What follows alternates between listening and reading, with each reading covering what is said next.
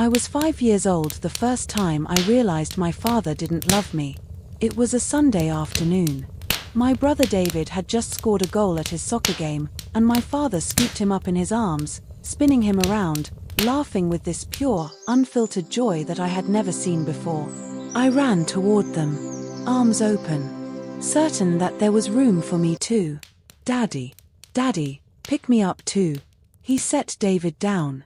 He looked at me, and something in his face just closed. Like a door slamming shut. "Not now, Sarah. Go find your mother." He turned away. He walked away. And I stood there in the middle of that soccer field, arms still open, waiting for a hug that would never come. I told myself it was just that moment. Just that day. Maybe he was tired. Maybe he was stressed. Maybe tomorrow would be different. Tomorrow wasn't different. Neither was the day after that. Or the year after that. Or the 30 years that followed. My father never hugged me. Never said he was proud of me. Never once, not once in 38 years, looked me in the eyes and said I love you. He said it to David. I heard him. Every night when he tucked David into bed. He said it to my sister Emily. Every morning before school. But never to me. I spent my entire childhood wondering what was wrong with me. What I had done. Why I was the only one he couldn't love. I spent my entire adult life convincing myself I didn't need it. His love. His approval. His arms around me. I was wrong about all of it. My father died 3 months ago. Heart attack. He was 67 years old. I didn't cry at his funeral. I wanted to. I stood there in my black dress, watching them lower his casket into the ground, and I felt nothing. Just this hollow emptiness where grief should have been. How do you mourn someone who never let you in? How do you cry for a man who spent 38 years treating you like a stranger in your own home? I thought that was the end of my father's story. I thought I would spend the rest of my life carrying this weight, the daughter he never loved, the question that would never be answered. But then his lawyer called. And what I learned in that office changed everything. Everything I believed about my father. Everything I believed about my mother. Everything I believed about myself. This is a story about a father who never said I love you. A mother who kept a secret for 38 years. A letter that was never supposed to be read. And 25 birthday gifts that were never given. It's a story about the things we carry. The things we can't say. The ways we hurt the people we love the most when we're trying to protect them. And it's a story about forgiveness. Not the easy kind. Not the kind you see in movies where everyone hugs and the music swells. The real kind. The kind that takes years. The kind that sometimes only comes after someone is gone. So let me take you back. Back to the beginning. Back to the first memory I have of my father, and the first time I realized I was different. In every family photo from my childhood, there's a pattern. Once you see it, you can't unsee it. My father's arm is always around David. His hand is always on Emily's shoulder. And I'm always separate. Standing next to my mother, or at the edge of the frame, or just slightly too far away to be touching anyone. Used to think it was coincidence. Just the way the photos happened to be taken. But when I look at them now, I see it clearly. My father positioned himself that way. Every time. He made sure there was distance between us. He made sure he never had to touch me. My mother noticed. She had to have noticed. But she never said anything. She just pulled me closer to her side and pretended everything was normal. "Your father loves you," she said every time I asked. "He just has trouble showing it. He's not good with emotions. Give him time." I gave him 38 years. Time wasn't the problem. The thing about growing up unloved is that you don't realize how abnormal it is. It's your normal. It's all you know. I thought every family had one child who was different. One child who got less. One child who had to try harder for scraps of attention that came freely to everyone else. David was the athlete, the golden boy, the one who made my father's eyes light up. Emily was the baby, the sweetheart, the one who could do no wrong. And I was there, present but invisible, included but never chosen. I became a quiet child. I stopped asking for hugs when I was about 7. I stopped trying to show my father my drawings, my report cards, my accomplishments. I stopped running to him when I fell down and skinned my knee. I went to my mother instead. And she held me twice as tight, like she was trying to make up for something. Like she knew a secret she couldn't tell. My mother was my lifeline. She was the one who came to my school plays when my father was too busy. She was the one who taught me to ride a bike when my father said he didn't have time. She was the one who whispered "I'm proud of you" when I graduated high school with honors. But even she couldn't explain why my father was different with me. He loves you, Sarah. In his own way. Why doesn't he show it? Why doesn't he show it to me? Some people have a harder time with certain children. It's not about you. It's about him. That was always her answer. It's not about you. It's about him. But what did that even mean? What was it about me that made him unable to love me? What was wrong with me that wasn't wrong with David or Emily? I asked her directly once. I was 16 years old, and I was tired of pretending. "Mom, does Dad wish I was never born?" The look on her face. God, I'll never forget it. This flash of something, guilt, fear, before she covered it with a smile. "Don't be ridiculous, sweetheart. Your father loves you very much." She was lying. I knew she was lying, but I didn't know why. I graduated high school as valedictorian, top of my class, full scholarship to college. David came home from the ceremony with 3 gifts from my father. Emily got ice cream and a special dinner out. I got a card. "Congratulations, Dad." Not love, Dad. Just Dad. Like a signature on a business letter. That night, I heard my mother crying in the bathroom. She didn't know I was awake. I stood outside the door and listened to her sob, and I heard her say something that chilled me to the bone. "How long are you going to punish her for what I did?" My father's voice, cold and quiet, as long as I have to look at her face. I didn't understand what they were talking about. Not then. I just knew that whatever was wrong between us, it was bigger than I had realized. It wasn't just that my father was bad at emotions. It was something specific. Something about me. Something my mother had done. I spent the next 20 years trying to earn my father's love. I became successful, married well, built a beautiful life. I thought if I just achieved enough, he would finally see me. He never did. But after he died, I learned the truth. And it wasn't what I expected at all. The call came on a Tuesday morning. My mother's voice, shaking, barely recognizable. "Sarah, it's your father. He had a heart attack. He's gone. Gone. Just like that. 6 to 7 years old, healthy as far as anyone knew, and suddenly gone." I stood in my kitchen with the phone pressed to my ear and waited for the grief to hit me. Waited for the tears. Waited for the wave of sadness that was supposed to come when you lose a parent. It didn't come. I felt relief. And then guilt for feeling relieved. And then nothing. This strange, cold nothing. My husband James found me still standing there 20 minutes later, phone still in my hand, staring at the wall. "Sarah, what's wrong? Who called?" "My father died." "Oh my God. Are you okay?" I looked at him. At this man who loved me openly, freely, without conditions. Who said "I love you" every morning and every night. Who never made me wonder if I was worthy. "I don't know," I said honestly. "I don't know what I'm supposed to feel." The funeral was 3 days later. Black dress. Black heels. Black umbrella because of course it was raining. David gave the eulogy. He talked about what a wonderful father Richard had been. How he coached his little league team. How he taught him to fish. How he was always there with advice and support. I sat in the front row and listened to him describe a man I had never met.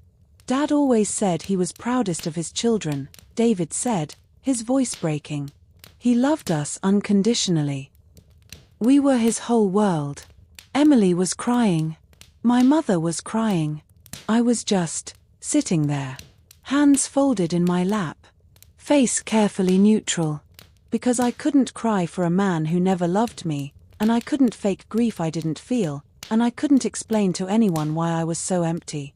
After the service, people kept coming up to me with condolences. I'm so sorry for your loss. Your father was a wonderful man. He talked about you all the time. That last one made me flinch. He talked about me. To whom? Because he certainly never talked to me after the funeral. We went back to my parents' house. The house I grew up in. The house full of memories I didn't want to revisit. David and Emily sat with my mother, holding her hands, telling stories about Dad.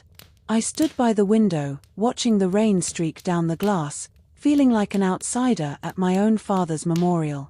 Emily noticed. She always noticed. Sarah, come sit with us. We're talking about the time Dad took us to Disney World. I remembered that trip. I was 9 years old. My father held David's hand through the entire park. He carried Emily on his shoulders. I walked next to my mother, always 3 steps behind. I'm fine here, I said. My mother looked up at me. Her eyes were red from crying, but there was something else in them. Something that looked almost like relief. Like she had been waiting for this moment too. Sarah, sweetheart. I know this is hard for you. Your relationship with your father was complicated. Complicated. That was one word for it. I'm fine, Mom. There's something I need to tell you. After the will reading, there's something your father wanted you to know. The will reading was the following week. We sat in Mr. Patterson's office, David, Emily, and me, while he read through my father's final wishes. The house went to my mother for her lifetime, then to David. The vacation cabin went to Emily. The investment accounts were split between David and Emily as well. And me. I got nothing. Not a single dollar. Not a family heirloom. Not even a mention in the will itself. David shifted uncomfortably. Emily wouldn't meet my eyes. Is that everything? I asked, my voice steady even as something inside me cracked. Not quite. Mr. Patterson looked at me over his glasses. Mrs. Mitchell, your father left specific instructions that I meet with you separately. Privately.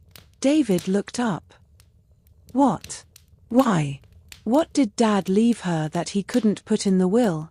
That's between Ms. Mitchell and myself. Per your father's instructions. I looked at my brother. At my sister. At the lawyer who was watching me with an expression I couldn't read. My father had left me out of his will. But he had left me something else. Something secret.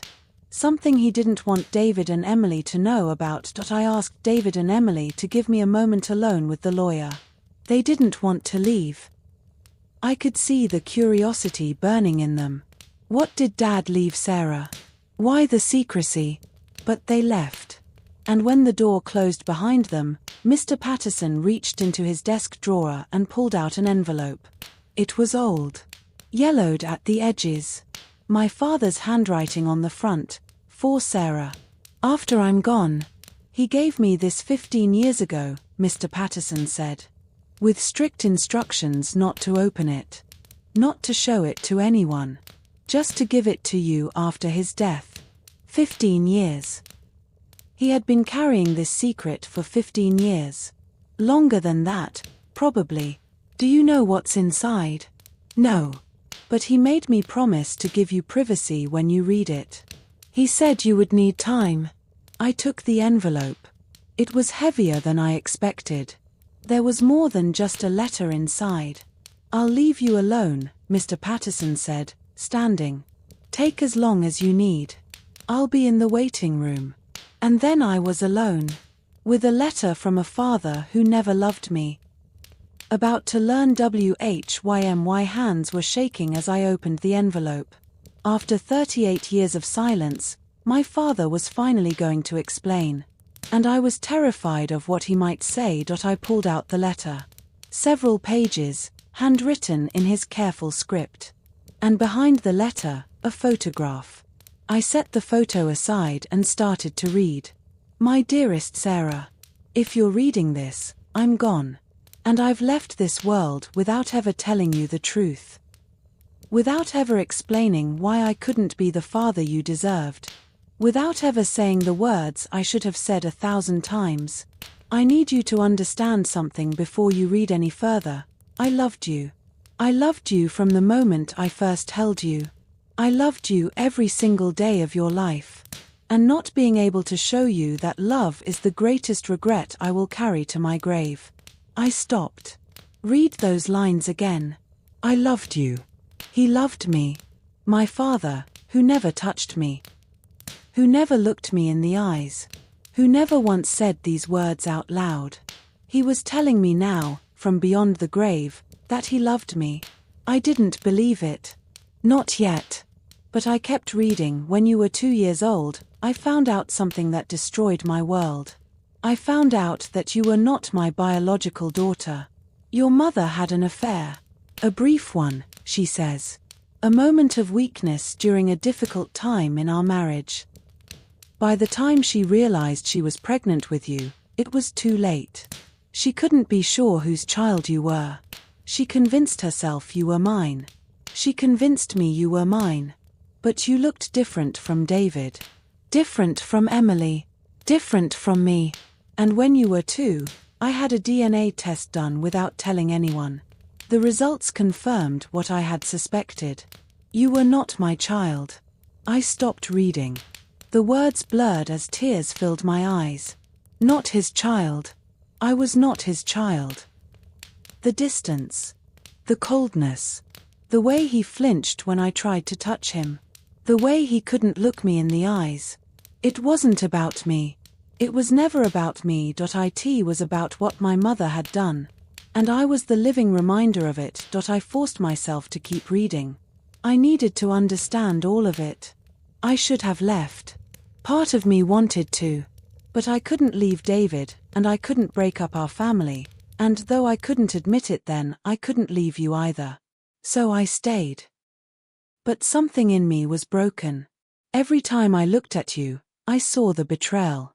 Every time you smiled at me, I saw another man's child. Every time you reached for me, I felt like I was being asked to love something that represented the worst moment of my marriage. I know now how wrong that was. You were innocent. You didn't ask to be born into this situation. You didn't choose your biology.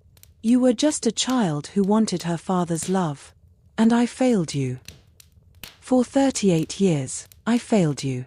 Not because I didn't love you, but because I loved you and I couldn't separate that love from the pain. I didn't know how to hold both things at once, the love and the betrayal.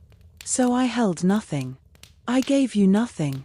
I let you believe you were unlovable when the truth was the opposite. You were the most lovable child I ever knew. And I was too damaged to show it. My father loved me. He loved me all along. But he couldn't separate me from my mother's affair. For 38 years, I carried the weight of thinking I was unlovable. And the truth was so much more complicated than that. But there was more to the letter. And what came next broke me completely. The letter continued with details I never wanted to know. But I couldn't stop reading. Your mother confessed when you were 2 years old. I had confronted her about the DNA test, and she broke down. She told me everything. His name was Michael. He was a colleague from work. The affair lasted 3 months while I was traveling for business. By the time it ended, she was pregnant. She swore she never loved him. She swore it was a mistake. She begged me not to leave, not to destroy our family, not to take David away from his mother. I made a choice that night. I chose to stay. I chose to raise you as my own. I chose to pretend. But I couldn't pretend completely. I couldn't look at you without seeing him. I couldn't hold you without feeling the betrayal all over again. So I kept my distance. I thought it was better than the alternative, better than you seeing the resentment in my eyes, better than you feeling my body tense every time you got too close.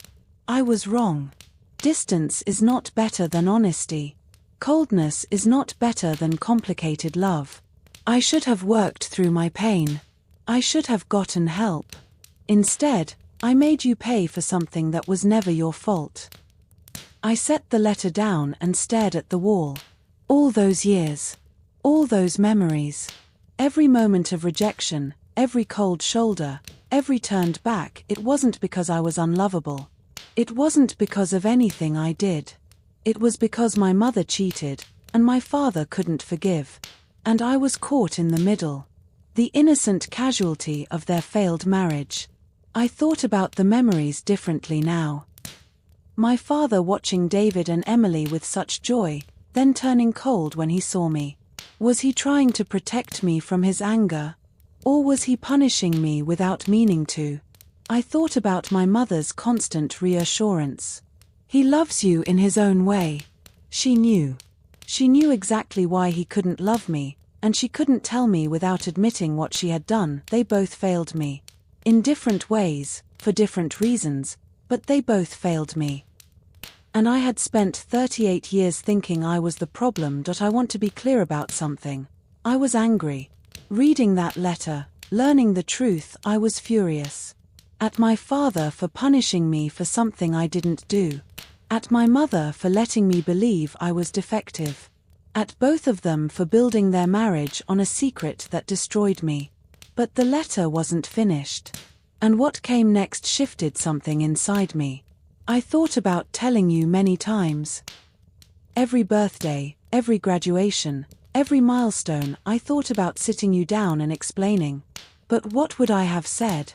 You're not really my daughter, but I love you anyway. It felt like another cruelty, another wound. So I stayed silent. And the silence became a wall.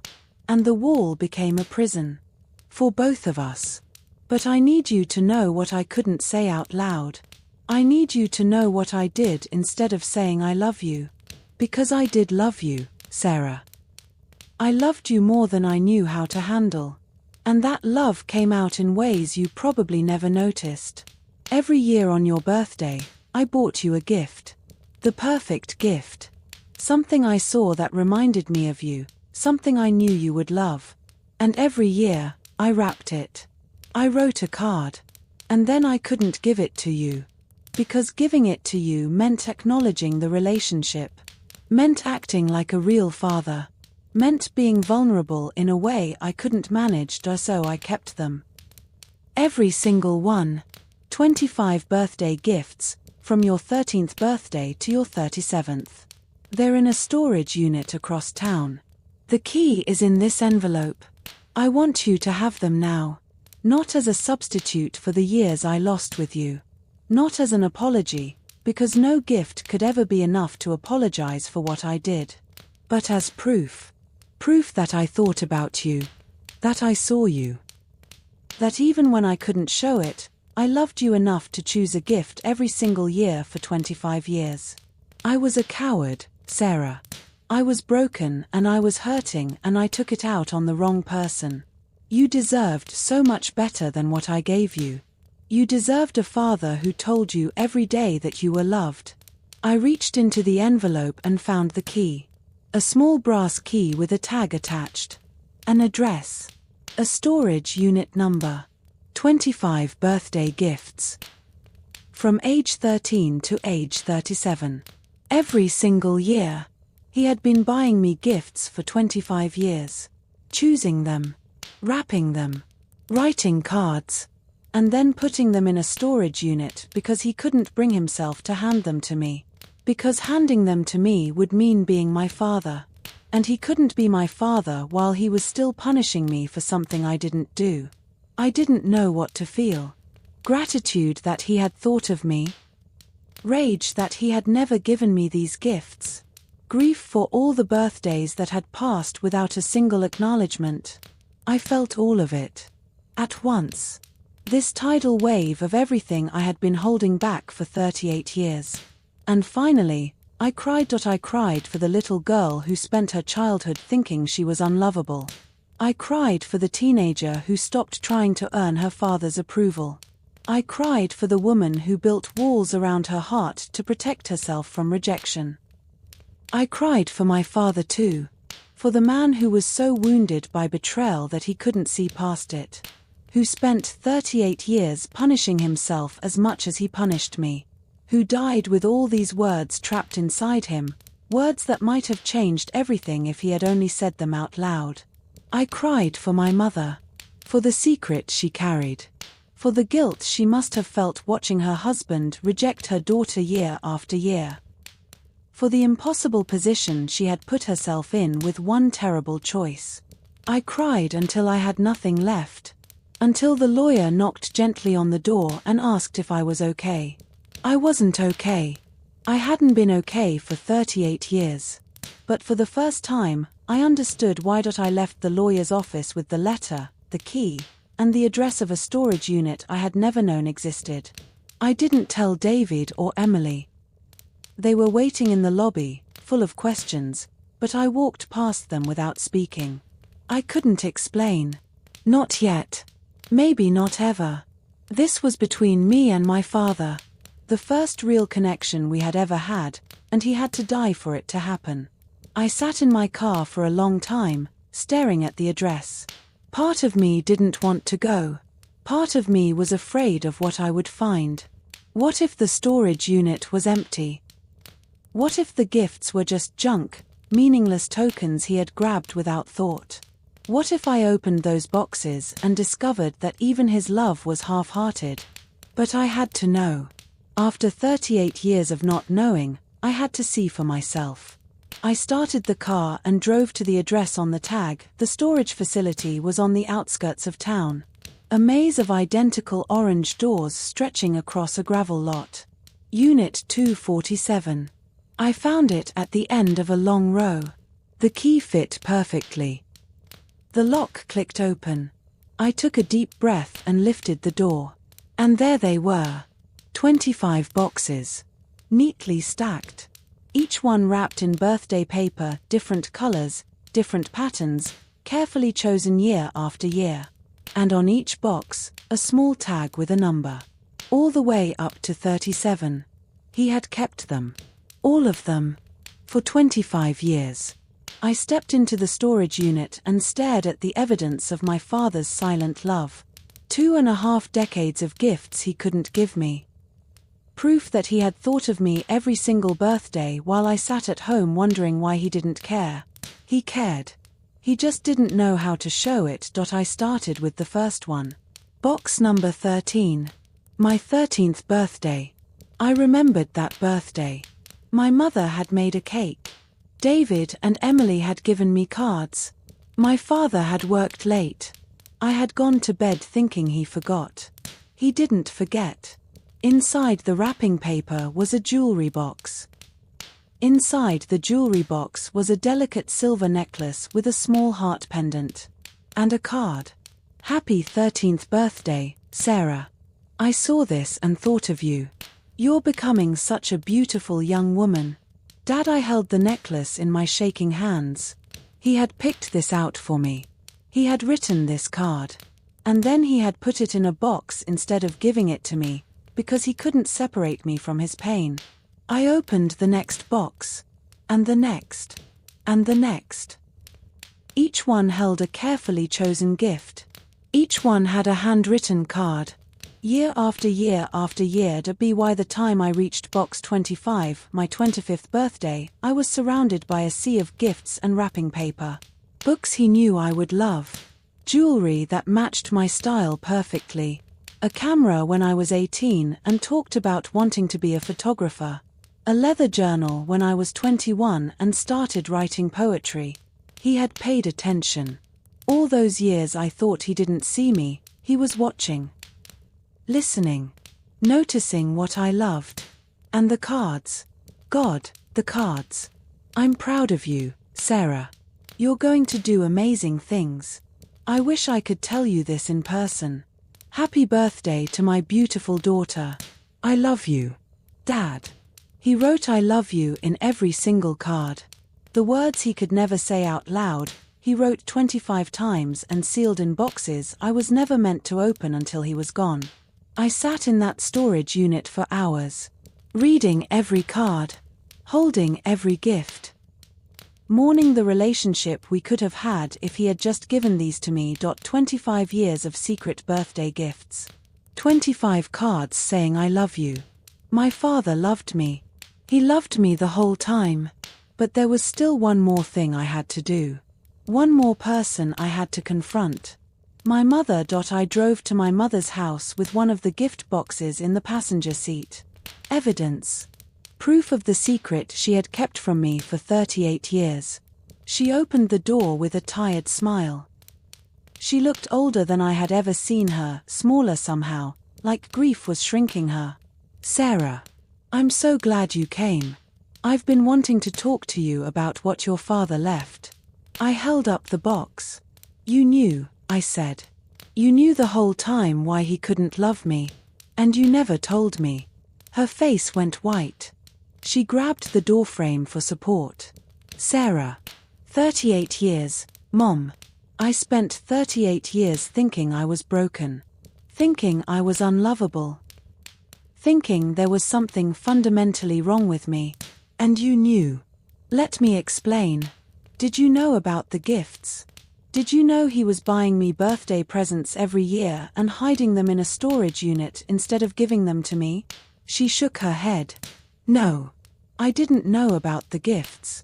But I knew. I knew why he was the way he was with you.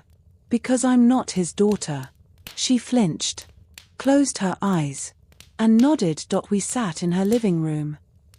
The same room where I had watched my father hug David and Emily while I stood at the edges, waiting for my turn. My turn never came. And now I knew why. Tell me everything, I said. No more lies. No more he loves you in his own way. Tell me what happened. My mother's hands were shaking. She looked at the floor, at the ceiling, anywhere but at me. I was 26 years old. David was 3. Your father was traveling constantly for work. I was lonely. I was overwhelmed. And I made a terrible mistake. Michael. She looked up. He told you the name? In the letter. She nodded slowly. Michael. He worked in my office. It was nothing. It meant nothing. But it happened, and by the time I realized I was pregnant, I didn't know whose baby it was. But you told Dad I was his. I convinced myself you were. You had to be. I couldn't have survived otherwise. When did Dad find out? When you were 2. He had been suspicious for a while. You looked different from David. Different from both of us. One day he took a strand of your hair and had a test done. And he stayed. He stayed for David. And for me. And believe it or not, Sarah, for you. I laughed bitterly. For me. He ignored me for 38 years. That's not staying for me. That's punishment. It was both. My mother's voice cracked. He wanted to leave. He had his bags packed twice. But every time he looked at you, he said he couldn't abandon you. No matter who your biological father was, you were still a child who needed a home. He couldn't punish you for something you didn't do. But he did punish me. I know. She was crying now. I know he did. And I watched it happen, and I couldn't stop it, and I couldn't explain it without destroying everything. I thought if I loved you enough, if I was enough for both of us, it wouldn't matter. I was wrong. Why didn't you ever tell me? When I was an adult. When I was old enough to understand. And say what? Your father isn't your father, and that's why he can't love you. How would that have helped? It would have helped me understand that it wasn't my fault. My mother looked at me then. really looked at me. Her eyes were red, her face streaked with tears, and for the first time, I saw the weight she had been carrying. "It was my fault," she said quietly.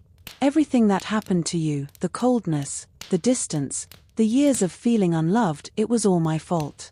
Not his. Mine. I did this to you. I did this to our family. And I have lived with that guilt every single day for 38 years. I wanted to stay angry. Anger was easier than grief. Easier than the complicated mess of emotions I was actually feeling. But looking at my mother, this broken woman who had spent nearly 4 decades watching her daughter suffer because of a mistake she made at 26, I felt something else. Not forgiveness. Not yet. But the beginning of understanding. Let me pause here and tell you what I was feeling. Because it wasn't simple. Nothing about this was simple. Part of me wanted to hate my mother. She had made a choice that destroyed my childhood. She had kept a secret that let me believe I was unlovable for 38 years. She had watched me suffer and never said a word. But another part of me understood. She was 26 years old. She was lonely and scared, and she made a terrible mistake. And then she spent the rest of her life trying to make up for it, loving me extra, holding me tighter, being my champion in a house where my father couldn't look at me.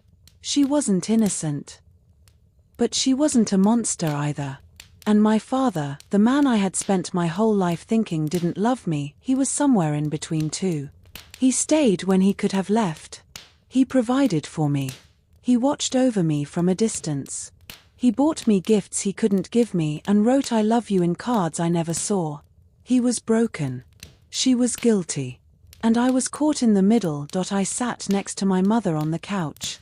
She was crying. I was crying. And for the first time in my life, I understood who we really were to each other. "I'm not ready to forgive you," I said. "Not completely. Not yet." She nodded. "I understand. But I don't hate you. I need you to know that. I don't hate you." She broke then. The walls came down. And she pulled me into a hug, the kind of hug she had been giving me my whole life, the kind that tried to make up for everything my father couldn't give. "I'm so sorry, Sarah. I'm so sorry. I thought I was protecting you. I thought not knowing was better than knowing. I was wrong about everything." I held my mother in my arms and let her cry. And I realized something important. She had been carrying this guilt for as long as I had been carrying my pain.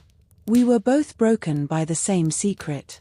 Maybe we could heal together. I brought the rest of the boxes to my mother's house. All 25 of them. We opened them together. We read the cards together. We cried together over every "I love you" that had never been spoken out loud. "He really did love you," my mother whispered, holding a card from my 18th birthday. "He just didn't know how to love you and hate me at the same time. Did you know that he still loved me? I hoped. I saw the way he watched you when he thought no one was looking. The way he kept newspaper clippings of your art shows. The way he asked about you when you didn't come to family dinners. He asked about me. Every time. How is Sarah? Is she doing well? Is she happy? I always told him you were thriving. I wanted him to know that despite everything, you were okay." I looked at the boxes surrounding us. Evidence of a love I never knew existed. Evidence of a father who cared but couldn't show it. "I wish he had just given me these," I said. "I would have understood. Eventually. I know, sweetheart." He knew it too. That's why he wrote the letter. That night, alone in my childhood bedroom, I read my father's letter again. This time, I read the ending. "There's one more thing I need you to know, Sarah. I spent years blaming you for something your mother did. I spent years punishing an innocent child for the sins of her mother. And I will have to answer for that. Whatever comes after this life, I will have to face what I did to you. But I need you to know, you are not a mistake. You are not a reminder of betrayal. You are not your mother's sin, you are Sarah. Brilliant, kind, talented Sarah. The daughter who became valedictorian. The daughter who built an incredible career. The daughter who married a good man and built a beautiful life despite having a father who couldn't show his love. You did that. Without my help. Without my encouragement. You became extraordinary all on your own. And I am proud of you. I have always been proud of you. Even when I couldn't say it. I love you, Sarah. I have loved you since the first moment I held you. I will love you for eternity, wherever I go next. Please forgive me. And please forgive your mother too. We both failed you. But we both loved you too. Forever yours, Dad. My father asked me to forgive him. To forgive my mother too.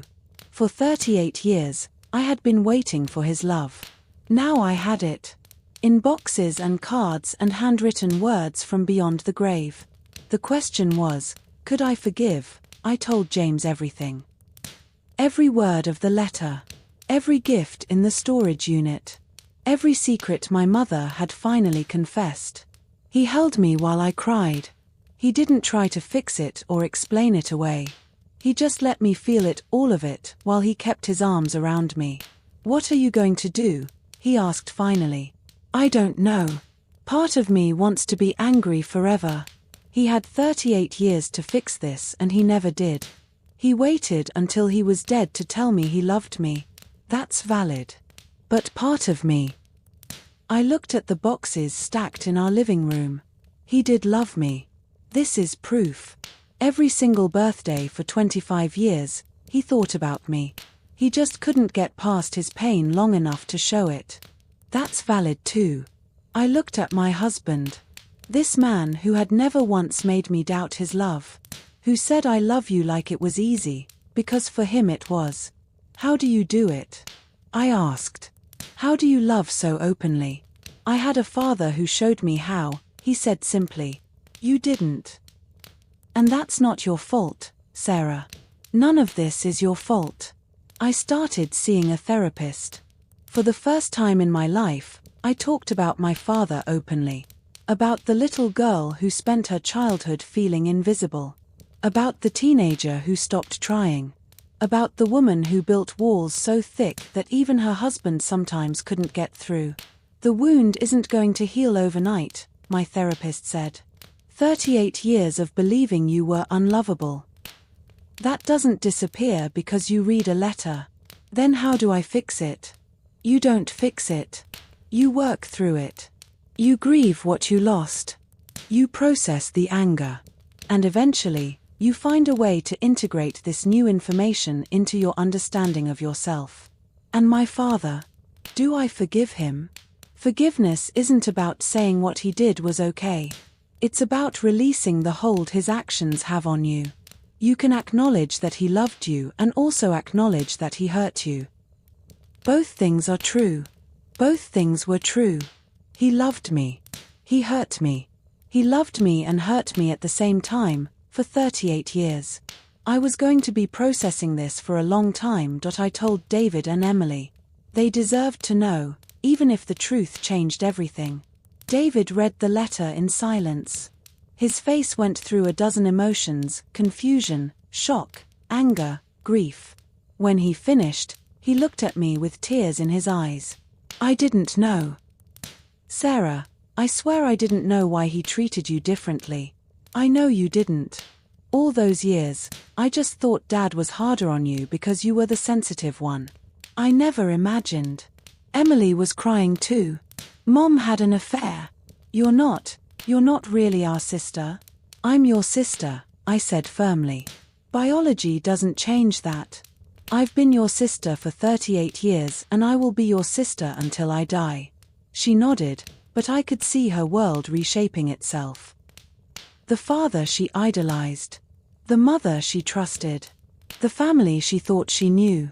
None of us were the same after that day. But maybe that was okay. Maybe the truth, as painful as it was better than the lie we had all been living. The first family dinner after the truth came out was awkward. No one knew how to act. Everyone was walking on eggshells. But over time, something shifted. The secret that had poisoned our family for decades was finally out. We could talk about it, acknowledge it, and slowly start to heal from it. My mother and I began a new relationship. Honest this time. Real. She told me stories about my early childhood that she had never shared before, stories about how my father would watch me sleep when I was a baby, how he cried when I took my first steps, how he carried a photo of me in his wallet until the day he died. Even when he couldn't show it, you were always in his heart, she said. I wanted to believe her. I was starting to believe her. David and Emily treated me differently too. Softer. More attentive. Like they were trying to make up for the years our father had ignored me. You don't have to do that, I told them. It wasn't your fault. We know, Emily said. But we're your siblings. We should have noticed you were hurting. We should have done something. Forgiveness came slowly. Not all at once, like in the movies. But in small moments, over many months. I forgave my father first. Easier, maybe, because he was gone. Because he couldn't hurt me anymore. Because I could rewrite my memories now that I knew the truth. Every cold moment was still painful. But now I could see the love underneath. The man who couldn't touch me because he was afraid of his own anger. The father who bought me gifts every birthday because he couldn't stop thinking about me, even when he couldn't be with me. He was flawed. Deeply, terribly flawed. But he wasn't the monster I had built in my head. He was a broken man who loved me in the only way he could. Forgiving my mother was harder. She was still here. She could still apologize. She could still see the pain in my eyes and know that she caused it. But I was working on it. Week by week, conversation by conversation, I was working on it. I kept all the gifts. Every single one. I set them up in my office at home. A shelf full of evidence that my father loved me. The necklace from my 13th birthday. The camera from my 18th. The leather journal from my 21st. 25 years of birthdays, finally acknowledged. When I look at that shelf, I don't feel sad anymore. I feel something closer to gratitude. Gratitude that he loved me, even imperfectly. Gratitude that he cared enough to choose these gifts, year after year.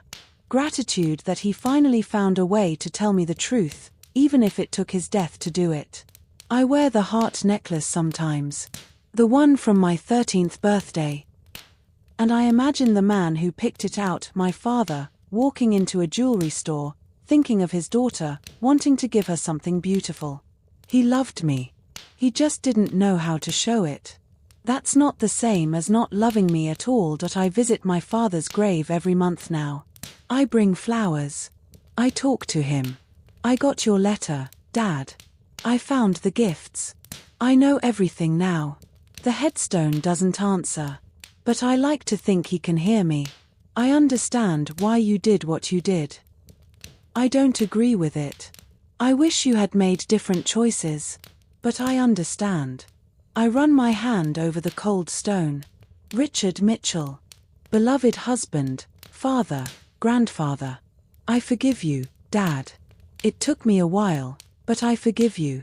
The wind picks up, rustling the autumn leaves around me. Maybe it's just wind. Maybe it's something more. And for what it's worth, I love you too. I always did. Even when I thought you didn't love me back. I stand up. Brush off my knees. Look down at the grave of the man who shaped me, for better and worse. Rest now, Dad. I'm going to be okay. I found a photograph, buried in one of the gift boxes. I don't know how it got there. It's from my 5th birthday. The one I barely remember. My father is holding me on his lap, actually holding me, arms wrapped around me, face close to mine. And he's almost smiling. Not quite. But almost. I don't have any other photos where he's holding me. Not one. But in this photo, from before he knew the truth, he's holding me like any father would hold his daughter. He loved me then. Before the DNA test. Before the walls went up.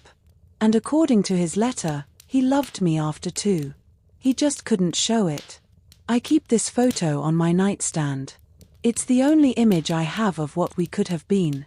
The relationship we might have had if the secret hadn't destroyed us.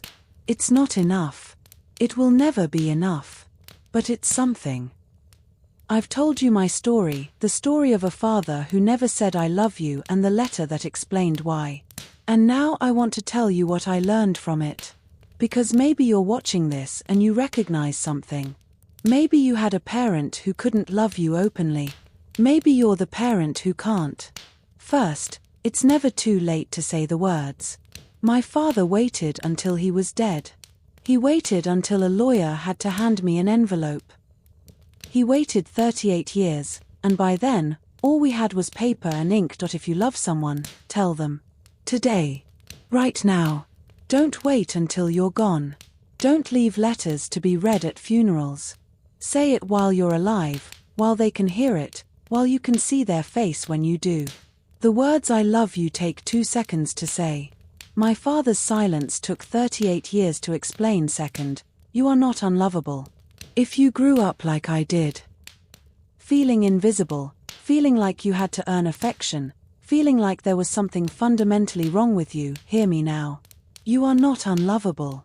You were never unlovable. You were a child caught in adult circumstances. You were innocent, and someone else's pain landed on you. Their inability to love you was never about your worthiness. It was about their brokenness. I spent 38 years believing I was defective. The truth was, my father was wounded, and he made me carry his wound. That's not fair.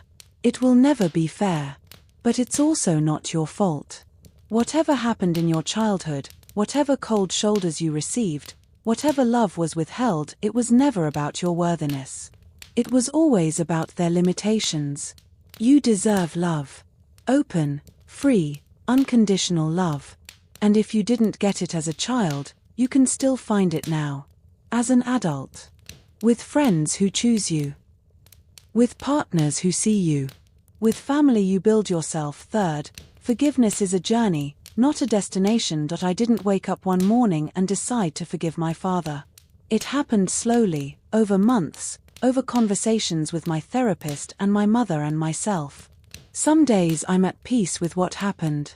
Other days, the anger rises up and I want to scream at a man who can't hear me anymore. Both are valid. Both are part of the process. If you're struggling to forgive someone, a parent who failed you, a partner who betrayed you, a friend who abandoned you, know that it's okay to take time. It's okay to feel angry even while you're working toward understanding. It's okay to forgive someone and still wish they had done better. Forgiveness doesn't mean what they did was okay. It means you're ready to stop carrying it. I'm not fully there yet with my mother. But I'm working on it.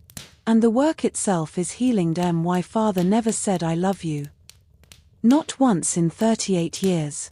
But his lawyer gave me a letter, and a key to a storage unit, and 25 years of birthday gifts that proved he loved me all along. It wasn't the love I wanted. It wasn't the love I deserved. But it was real. And knowing it was real has changed everything. I walk through the world differently now. I'm softer. More open. Less convinced that I need to earn affection. I tell my husband I love him more often. I tell my mother too, even on the hard days. I call my brother and sister just to chat, just to remind them that we're family, no matter what biology says. The wall I built around my heart is coming down. Brick by brick. Year by year. My father couldn't love me out loud. But his silent love taught me something important. Love exists even when you can't see it. Sometimes people love you in ways you won't understand until much later. That's not an excuse for silence. It's not permission to withhold affection. It's just the truth. Some people love imperfectly. And sometimes, imperfect love is still loved. If you're estranged from a parent, if there are words unspoken between you and someone you love, if you've been waiting for the right moment to say something important, please don't wait. My father waited until he was dead. He never got to see my face when I read his letter. He never got to hear me say I love you too.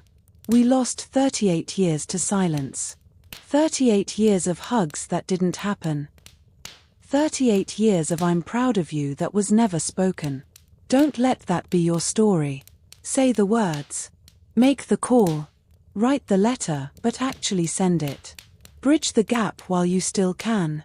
Because one day, one of you won't be here anymore. And the only thing worse than a lifetime of silence is an eternity of wishing you had spoken. My father never said I love you. But I'm saying it now, to everyone who needs to hear it. You are loved. You are worthy. You are enough. Sweet dreams.